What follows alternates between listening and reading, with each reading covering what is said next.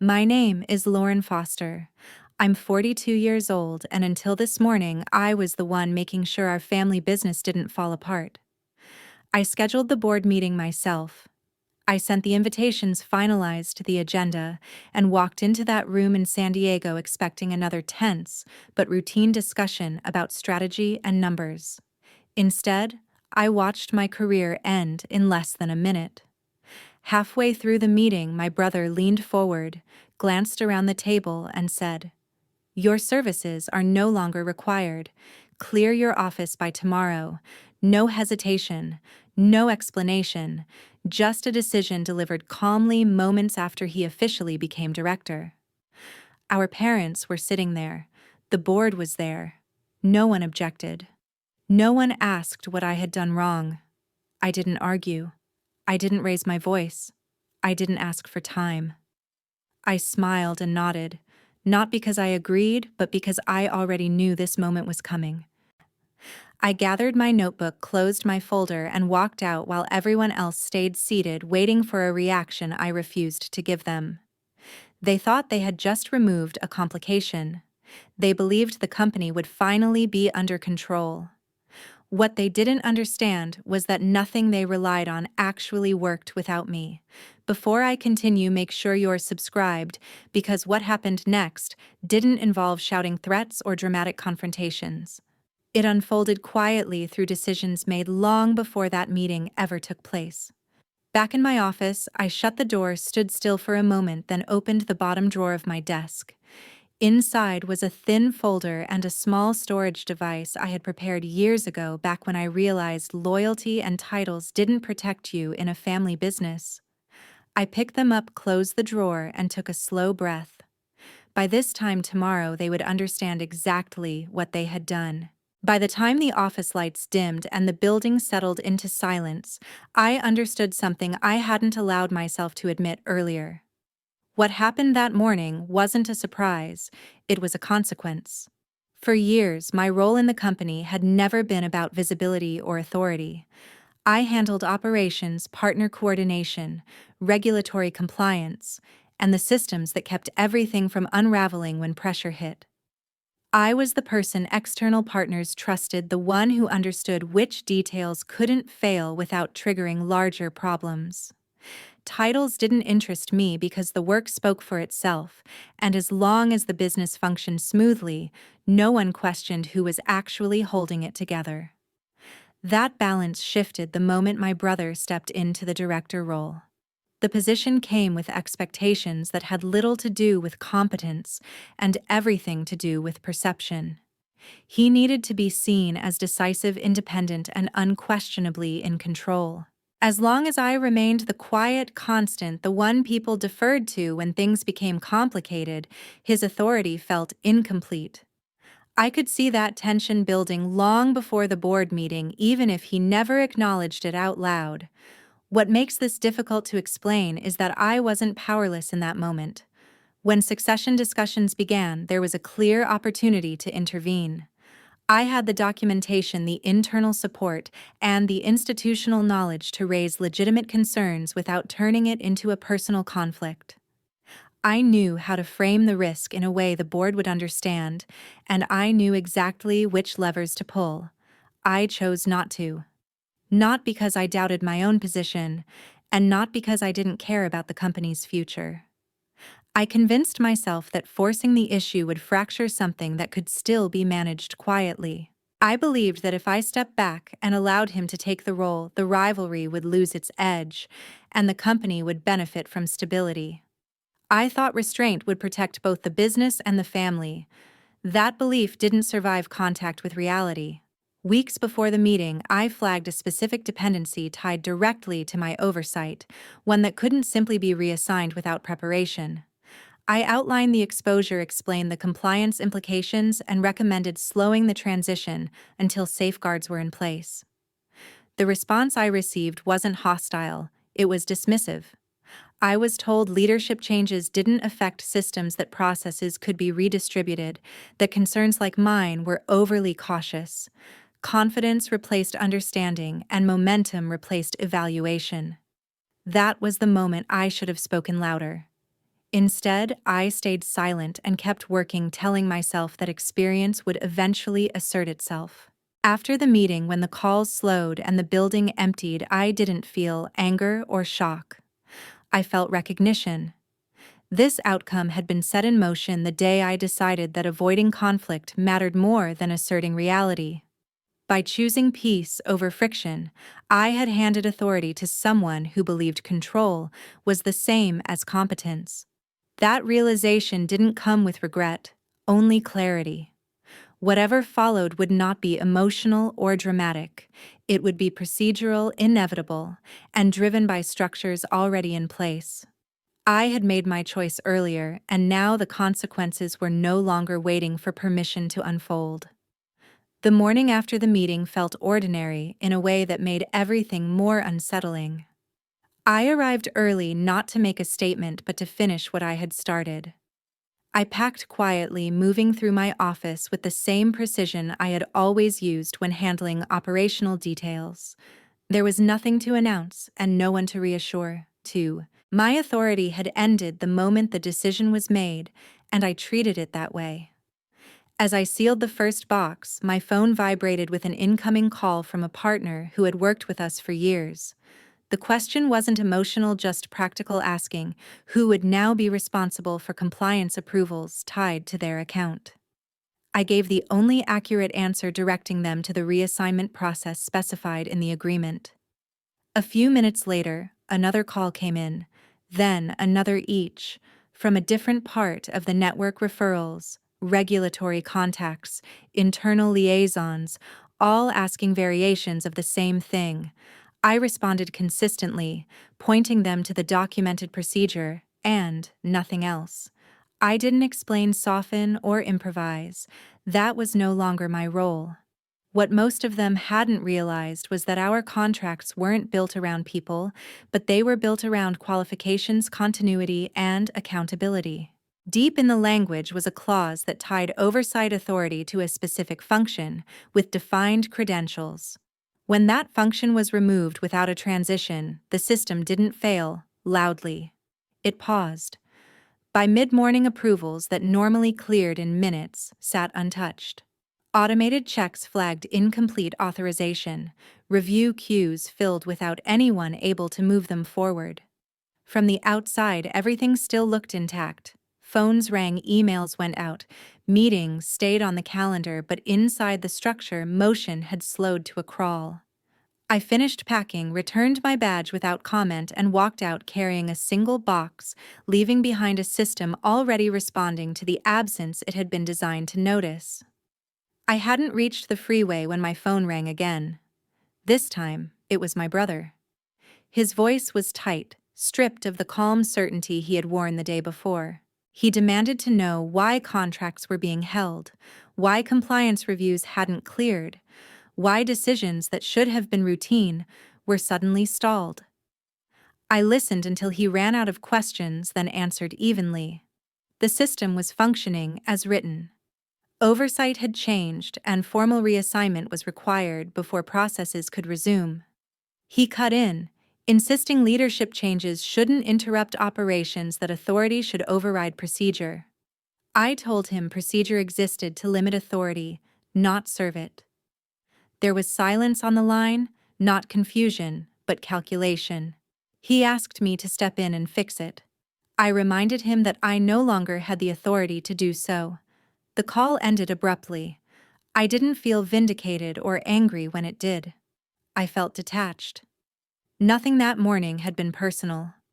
I followed instructions, respected boundaries, and answered every question honestly. The disruption wasn't caused by retaliation. It was the natural result of removing a function without replacing it. By the time the day wore on, the effects were impossible to ignore. Decisions remained frozen. Partners grew cautious, and internal teams waited for direction that didn't come. The structure hadn't collapsed, but it had slowed enough to reveal a truth no one wanted to face. Removing a person was easy, but removing the role they quietly performed was something the system would never do on command. Leaving the headquarters that afternoon didn't feel dramatic. It felt administrative, like closing out a task that had reached its natural end. I walked past the front desk without slowing, returned nothing but my badge, and stepped into the parking lot, knowing that whatever authority I once had inside that building had already expired. The systems I built didn't care about sentiment, and neither did I. That night, my phone rang again, not from anyone trying to negotiate or explain, but from Christina Lane. She spoke with the same clarity she brought to every operational review, telling me she had resigned earlier that day and that her access would be cut by morning. Christina had spent years maintaining the connective tissue of the company, mapping workflows, documenting contingencies, and translating institutional memory into something usable. She understood exactly what happens when leadership decisions outpace system readiness. Her resignation wasn't framed as loyalty or protest. It was a calculation. She wasn't willing to stand between a failing structure and the people who would eventually demand answers. We didn't talk about the past. We talked about what knowledge could be rebuilt without violating contracts and what processes could be reconstructed cleanly. The next morning, Jason Harlow reached out. His tone was careful, measured, and direct. He told me the operations team wasn't panicking, but they were no longer confident. Approvals were stalled, priorities shifted daily, and no one could articulate a clear direction. People weren't angry, they were waiting. Jason didn't ask for reassurance. He asked whether I was building something concrete or simply distancing myself. I told him I was building slowly and deliberately with structure before scale. That answer was enough. He said he would bring over a small group once there was a framework worth stepping into. I didn't rush after that.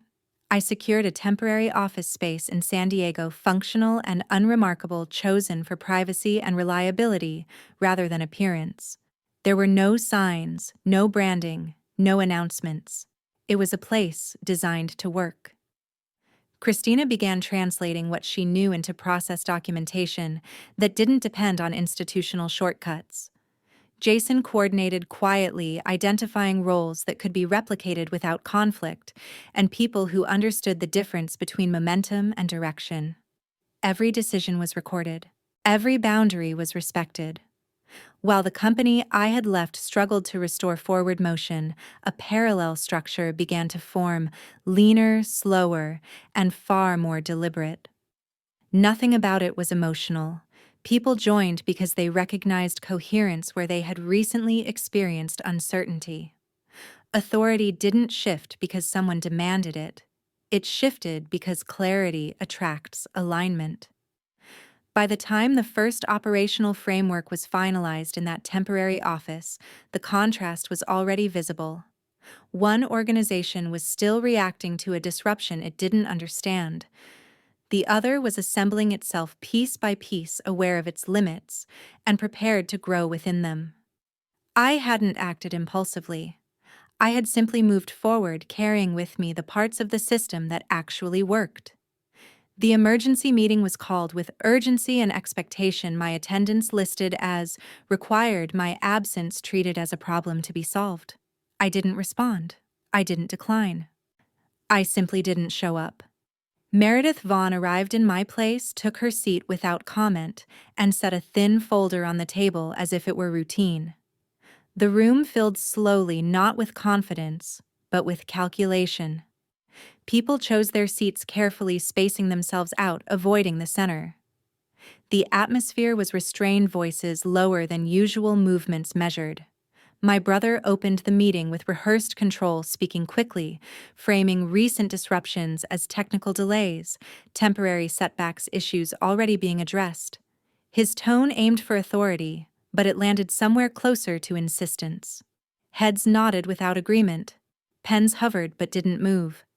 When Travis Rhodes entered the room, adjusted instinctively.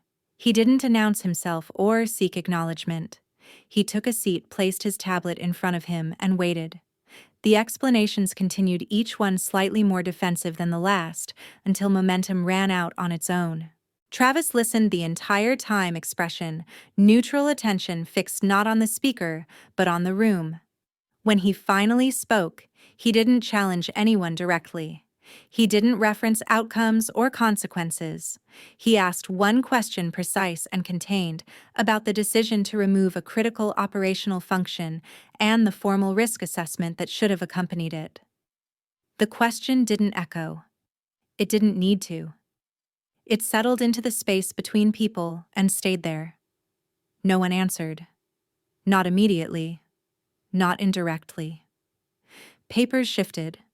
Someone adjusted their chair, then stopped. My brother looked down at his notes, then back up, scanning faces that had already begun to withdraw. Meredith remained still, hands folded, eyes forward. The silence grew heavier. Not awkward, but definitive. The kind that signals an absence rather than a pause. Travis didn't repeat himself. He didn't press. He simply waited, watching the room register what it already knew. Authority, which had felt concentrated at the start of the meeting, began to diffuse, spreading thinly across the table until it belonged to no one. Board members leaned back physically and mentally reassessing alignment in real time. The meeting continued in form only. Statements became shorter. Decisions were deferred rather than declared. Confidence gave way to caution without anyone naming the change. When it ended, there was no summary, no resolution, no agreement to move forward. People gathered their materials quietly and left in small clusters or alone, avoiding eye contact as they passed one another. Meredith closed her folder and followed last, leaving the room exactly as it was, unchanged, yet fundamentally altered. I wasn't there to witness the silence, but silence like that doesn't stay contained. It travels through organizations faster than memos or meetings ever could, reshaping how authority is perceived long before anyone admits it has shifted. Nothing dramatic happened that day. No one was removed. No vote was taken. But when the room emptied, control no longer sat where it had been placed. It had thinned, unsettled, and begun to move. Not because someone spoke, but because no one could. Pressure doesn't announce itself all at once. It accumulates quietly in gaps that can't be filled yet and choices that refuse to wait. As the new structure took shape, the limits became obvious. We were short on people, not just in numbers, but in redundancy, which meant every absence mattered. Cash moved, but unevenly, forcing discipline instead of comfort. Nothing was broken, but nothing was safe either. Every decision carried consequence because there was no buffer to absorb mistakes. This was the phase no one applauds, where progress feels fragile and patience is tested daily. In the middle of that tension, an offer arrived that understood the moment perfectly. It promised speed, immediate revenue, and the kind of stability that quiets doubt overnight. The terms were designed to look generous at first glance: front-loaded benefits, with obligations pushed into the background. I read the agreement carefully, then read it again slower, tracing the language that narrowed control one clause at a time. The deal would have solved multiple problems instantly: staffing, pressure, cash flow, market confidence. It would also have locked us into constraints that would surface later when leverage was gone and exit options were limited. The imbalance was subtle, intentional, and permanent. I didn't bring it to the team for debate. I didn't counter or negotiate. I declined directly and without explanation. The response was swift. Surprise gave way to urgency, then to warnings about missed opportunities and shrinking windows. I didn't reply. Accepting that deal would have made things easier in the short term and weaker in every way that mattered long term. I had already seen what happens when stability is borrowed instead of built. Not long after, another message came through, unmistakably familiar in tone. My brother's words were measured, framed as concern rather than accusation, but the pressure beneath them was clear. He referenced delays, hinted at scrutiny, and suggested that responsibility for ongoing disruptions could be interpreted unfavorably if questions escalated. It wasn't overtly hostile, but it wasn't neutral either. The implication was simple: cooperation could still smooth things over, resistance might not. I read the message once and archived it. Responding would have turned it into leverage. Silence kept it contained. The days that followed were slow and demanding. Progress came in increments too small to celebrate. One hire completed, one process clarified, one dependency removed instead of replaced. There were moments when the rejected offer resurfaced in my mind, tempting in its simplicity. Sign, stabilize, move forward. But simplicity had already cost more than it ever delivered. What we were building needed to survive scrutiny, not avoid it. It needed to function without borrowed authority or inherited confidence. Gradually, the pressure shifted. The gaps didn't disappear, but they narrowed. Momentum returned, not as a surge, but as a steady rhythm that didn't rely on shortcuts. I didn't explain my choices to anyone who didn't need to understand them. I didn't justify the refusal or defend the pace. Choosing not to act when action would have been easier wasn't hesitation, it was restraint. The difference between winning quickly and winning sustainably wasn't abstract. It was structural. And by refusing the deal that promised relief without durability, I accepted a longer path that didn't require permission to hold together. The invitation came framed as a family matter, not business, not conflict, just a conversation that needed to happen. My father, Raymond, wanted to speak privately away from offices and advisors as if removing witnesses could restore authority. My mother, Susan, insisted on coming too, positioning herself instinctively in the middle before anyone sat down. From the start, the purpose was clear. This wasn't about repairing damage. It was about reducing discomfort. Raymond spoke carefully, choosing restraint over volume, emphasizing how things had gone too far, how the situation had crossed lines that families shouldn't let harden. He talked about legacy, about reputation, about how disagreements could be handled quietly if everyone was willing to step back. Susan followed with a softer approach, reminding me that stress distorts judgment, that pressure changes people, that time could still smooth what felt sharp now. She wanted balance, not clarity, hoping that restraint would substitute for accountability. I let them speak without interruption. When it was my turn, I didn't argue their points or challenge their framing. I didn't list events or revisit decisions. I stated my position once and didn't expand it. I told them I wasn't interested in discussing what should have happened or what could still be fixed. I wasn't here to negotiate peace or explain myself again. What happened wasn't accidental. It was intentional, and intention carries consequences that don't disappear because the discomfort is shared. Raymond tried to reassert control by suggesting alternatives, compromises that avoided naming responsibility, adjustments that preserved appearances while shifting nothing fundamental. I declined without hostility. I said I wasn't arguing because there was nothing left to resolve. Susan asked if forgiveness was possible, if time might reopen space for understanding. I answered plainly. Forgiveness wasn't relevant. This wasn't about anger or punishment. It was about boundaries that had already been crossed and couldn't be uncrossed. No one was being blamed now, and no one was being rescued. I wasn't offering reconciliation because reconciliation requires trust, and trust had already been spent. The silence that followed wasn't dramatic. It was heavy and restrained, the kind that signals recognition rather than shock. Raymond's frustration surfaced briefly, not explosive, but controlled the realization that authority doesn't persist when it's no longer accepted. He asked if I understood what walking away meant, if I was prepared for the permanence of that choice. I said yes, without emphasis. It meant clarity. It meant choosing stability over proximity. It meant accepting that family ties don't override decisions made with full awareness of their impact. Susan didn't press after that. Her expression shifted from concern to resignation, the quiet understanding that holding the center only works when both sides want it preserved. There were no raised voices when we stood, no dramatic exits or final statements. None were needed. The separation was already complete. Outside, there was no sense of loss or relief, no emotional release people expect from moments like that. just alignment. I had drawn a line that didn't require explanation or approval, and it held because I didn't ask anyone to accept it. Family didn't collapse that day. It simply stopped being used as leverage. And that made the distance permanent. Stability didn't arrive as a moment. It arrived as absence.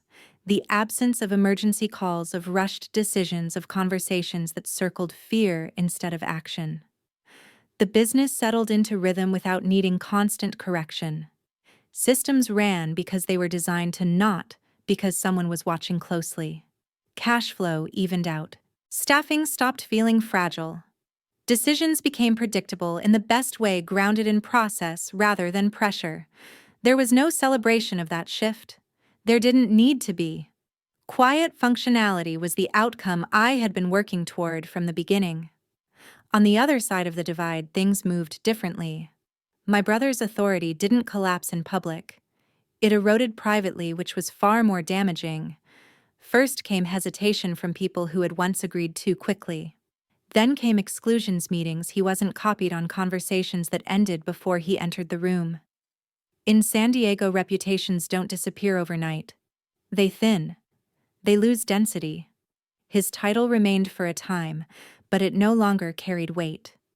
Eventually, the role was reassigned under neutral language, positioned as a strategic adjustment rather than a failure. No announcement followed. None was needed. The market understood the shift without explanation. What followed was isolation. The professional network that had once buffered him withdrew quietly. Referrals stopped. Introductions stalled. The benefit of association became a liability, and people adjusted accordingly. The family attempted to intervene, reaching out through old channels, assuming familiarity still counted as influence. It didn't. Credibility had already moved elsewhere, and without it, access meant nothing. Their ability to manage outcomes ended when those outcomes stopped being internal. I didn't comment on any of it. I didn't monitor the decline or correct the narrative. Consequences don't require participation. As the separation hardened, I formalized distance. All communication went through legal counsel. Personal messages were archived without response. Attempts to reframe things privately were redirected with procedural replies that left no room for interpretation. There were no arguments, no final conversations, no dramatic closures. The boundary was enforced structurally, which meant it didn't need reinforcement. Over time, the absence became familiar. The business continued to grow without friction from unresolved relationships. Roles clarified. Accountability landed cleanly. Decisions were made without emotional residue. The lack of family involvement didn't create a void. It removed distortion. When questions surfaced indirectly about reconciliation or future alignment, I didn't answer them. Silence wasn't avoidance. It was confirmation. The family adjusted slowly, realizing access had ended not as a tactic, but as a condition. Permanently. My brother's career didn't end in scandal or redemption. It narrowed. Options reduced. Opportunities became conditional in ways they hadn't been before. That kind of consequence isn't loud, but it persists. The family name stopped opening doors automatically. Legacy without leverage reverted to history. As for me, the finality achieved exactly what it was meant to. It protected what I built. It removed interference. It allowed forward movement without negotiation. I didn't walk away to make a point or to punish anyone. I walked away because continuing contact would have compromised clarity. The ending wasn't emotional or triumphant. It was procedural. Ties were severed not with anger, but with policy, not with confrontation, but with absence. Once everything that needed to end had ended, there was nothing left to revisit. The separation held because it wasn't dramatic. It was complete. Thank you all for taking the time to watch the video. If you found this story meaningful, don't forget to like, leave a comment sharing your thoughts, and subscribe to the channel so you don't miss any upcoming videos.